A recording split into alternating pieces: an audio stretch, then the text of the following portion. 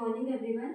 आज के लेक्चर में हम राजा राम मोहन राय को कंप्लीट कर लेंगे। उनके द्वारा जो ब्रह्म समाज की स्थापना की गई है उसको लास्ट लेक्चर में हमने आधा कंप्लीट कर लिया था, जिसमें हमने क्या क्या देखा था एक बार रिवीजन कर लेते हैं। उपनाम देख लिया था, है ना, कि राजा राम मोहन को किस उपनाम से जाना जाता है ना। इनका जन्म देख लिया था कि इनका जन्म कहाँ पे हुआ। इनकी रचनाओं के बारे में हमने पढ़ लिया था, रचनाएं, और इनके पत्रों के बारे में देख लिया था ना, कौन कौन से पत्रों का प्रकाशन किया। इसके बाद हमने क्या देखा था, आत्मीय सभा के बारे में पढ़ा था। इनके द्वारा जो स्थापना की थी आत्मीय सभा की 1815 में, ये देखा था। इसके बाद हमने ब्रह्म समाज की क्या देखी थी, स्थापना कब हुई थी, 20 अगस्त 1828 में हुई थी, है ना, तो ये देख लिया था। उसके बाद हमने ब्रह्म समाज का जो आधार क्या था, तर्क है, वैज्ञानिकता, मानवता और उपनिषद के आधार पर था। इसके बाद उद्देश्य देख लिया था कि जो भारत में व्याप्त कुरीतियाँ हैं और रूढ़िवादिता का विरोध किया ना, जाति व्यवस्था का विरोध किया ना, तो ये सारी चीज़ें हमने उद्देश्य भी देख लिए थे। आज के लेक्चर में हम क्या देखेंगे, ब्रह्म समाज के आगे की चीज़ें देखेंगे और शिक्षा के क्षेत्र में राजा राम मोहन राय ने क्या क्या चीज़ें की है ना, और इनके अन्य कार्यों में देख लेंगे। और राजा राम मोहन राय के बाद इसका नेतृत्व किसके द्वारा किया है ना, और मूल्यों को आगे बढ़ाने का कार्य किसके द्वारा किया है ना, और अंत में कब ब्रह्म समाज समाप्त हो गया था ना। तो हम ये देखते हैं ना, ब्रह्म समाज में क्या महिलाओं की स्थिति को सुधारने के लिए आंदोलन चलाया था। किनके द्वारा, राजा राम मोहन राय के द्वारा क्या किया था, महिलाओं की स्थिति को सुधारने के लिए आंदोलन चलाया था, जिसमें क्या मुख्य रूप से आप किया जाएगी, सती प्रथा आ जाएगी, है ना। सती प्रथा को बंद करवाने के लिए आंदोलन चलाए थे ना, और महिलाओं की शिक्षा को प्रोत्साहन दिया था, है ना, और विधवा पुनर्विवाह को भी दिया था ना, इसको विधवा पुनर्विवाह को भी प्रोत्साहन किया था ना, और भी अन्य चीज़ें हैं जो महिलाओं की स्थिति में सुधार से संबंधित है। उसके लिए क्या आंदोलन चलवाया था, किसके द्वारा, राजा राम मोहन राय के द्वारा। इसके बाद परिणाम स्वरूप क्या हुआ कि उस समय क्या तत्कालीन गवर्नर जनरल कौन थे, लॉर्ड विलियम बेंटिक थे। कौन थे, लॉर्ड विलियम बेंटिक थे। उनके द्वारा एक कानून बना के क्या किया, जो गवर्नर जनरल थे लॉर्ड विलियम बेंटिक थे, उनके समय एक कानून बना के 17वें अधिनियम के तहत ये याद रखना है आपको, 17वें अधिनियम के तहत 1829 ईस्वी में क्या किया था, सती प्रथा को गैर कानूनी घोषित कर दिया था ना। तो कानूनी रूप से क्या कर दिया, सती प्रथा को गैर कानूनी। इसमें किसका सहयोग था, तो राजा राम मोहन राय का सहयोग था ना, इसको गैर कानूनी घोषित कराने में, है ना। इसके बाद जो राजा राम मोहन राय है, उनके द्वारा शिक्षा के क्षेत्र में क्या क्या कार्य किया था, ये तो महिलाओं से संबंधित कार्य हो गए ना, और शिक्षा से संबंधित क्या कार्य किए थे, तो 1825 में वेदांत कॉलेज की स्थापना की। किसके द्वारा, राजा राम मोहन राय के द्वारा 1825 ईस्वी में क्या किया, वेदांत कॉलेज की स्थापना की। और कलकत्ता में डेविस हेयर द्वारा हिंदू कॉलेज की स्थापना कब की, 1817 में, है ना। तो 1817 में डेविस हेयर के द्वारा क्या, हिंदू कॉलेज की स्थापना, है ना। तो ये दो चीज़ें हमको याद रखनी है। तो 1825 ईस्वी में, ये हमारे 7 मार्क्स में लिखने के लिए रहेगा, और बाकी ये फ्री में भी आपसे पूछ सकते हैं ना, कि वेदांत कॉलेज की स्थापना किसके द्वारा की गई और हिंदू कॉलेज की, और कब की और किसने की, है ना। तो 1825 ईस्वी में किसने की, वेदांत कॉलेज की स्थापना राजा राम मोहन राय के द्वारा, और कलकत्ता में डेविस हेयर के द्वारा हिंदू कॉलेज की स्थापना 1817 ईस्वी में की, है ना। और अन्य चीज़ों में हम क्या देखेंगे कि जो मुगल शासक अकबर द्वितीय, है ना, अकबर द्वितीय के द्वारा क्या, राजा की उपाधि किसको दी, राजा राम मोहन राय को राजा की उपाधि दी गई। किसके द्वारा, अकबर द्वितीय के द्वारा, है ना। तो पूछ सकते हैं कि राजा राम मोहन राय को राजा की उपाधि किसके द्वारा दी, तो अकबर द्वितीय के द्वारा राजा की उपाधि दी, है ना।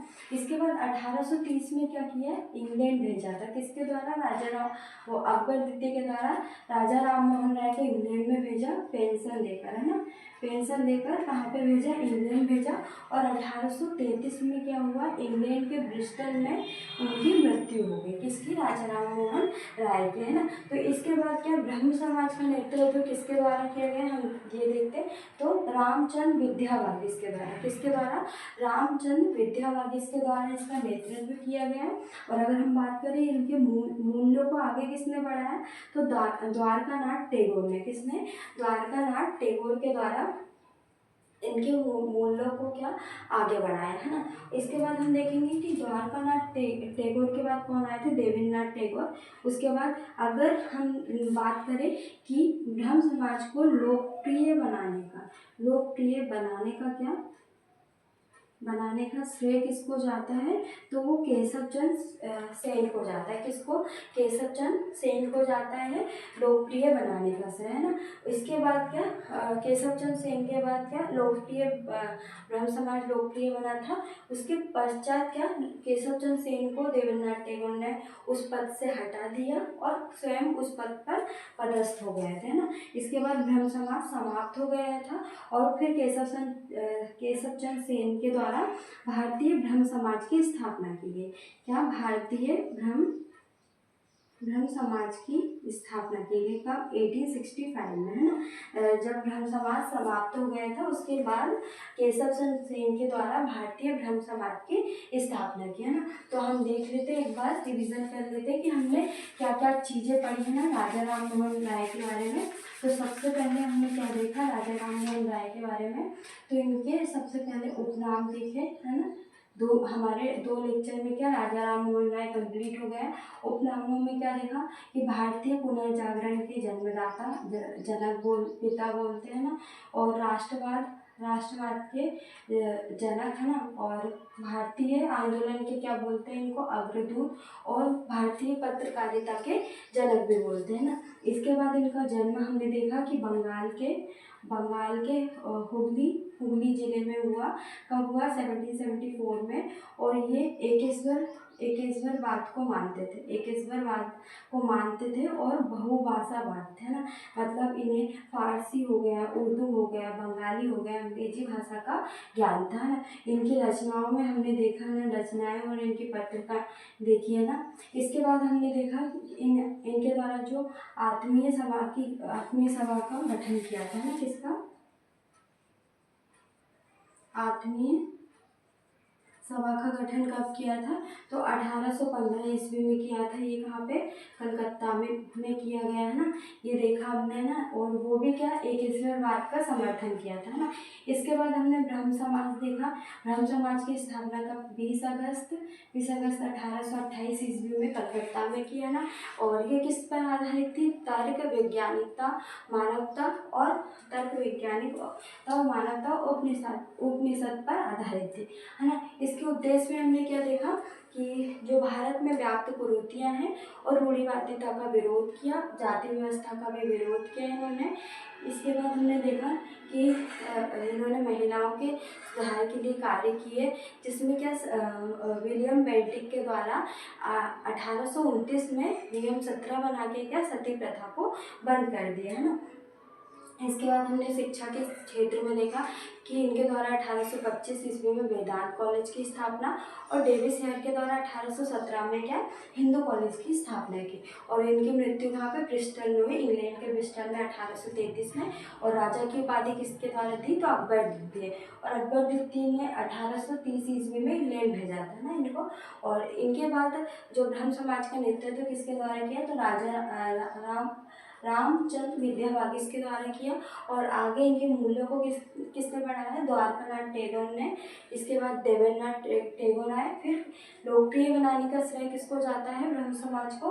तो केशवचंद सेन को लोकप्रिय बनाने का श्रेय जाता है, ना। उसके बाद केशवचंद सेन ने भारतीय ब्रह्म समाज की स्थापना 1865 में की, है ना। तो नेक्स्ट लेक्चर में हम इसके आगे की चीज़ें पढ़ेंगे। हमारा आज के लेक्चर में राजा राम मोहन राय कंप्लीट हो गया।